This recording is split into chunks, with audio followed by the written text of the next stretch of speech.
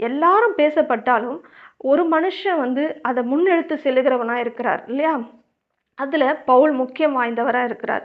அநேக ஜாதிகளுக்கு சுவிசேஷம் பரவுச்சுன்னா அதுல முக்கியமான காரணம் பவுல். இவங்க 2 பேரும் எதனால தங்களுடைய பேரை நிலைநாட்டி விட்டார்கள்னு சொன்னா, கர்த்தர் சொன்னதை அப்படியே ஏற்றுக்கொண்டு பழைய காரியங்களை அவர்கள் மறந்து, முந்தினவைகளை மறந்து, பூர்வமானதை அவர்கள் சிந்திக்காமல், முன்னான காரியங்களை கர்த்தர் அவர்களுக்கு வைத்திருக்கிற அந்த புதிய காரியங்களை நோக்கி ஓடிக்கொண்டிருந்தார்கள். அந்த புதிய காரியங்களையே நம்பிக்கொண்டிருந்தார்கள். அதுல அவங்க வந்து ஒரு நம்பிக்கையும், அதுல சந்தோஷமும் அடைந்தபடியினால, கர்த்தர் அவர்களை இவ்வளவாய் பேசும்படியாய் வைத்திருக்கிறார். அவர்களை நல்ல மேன்மையாக வைத்திருந்தார்.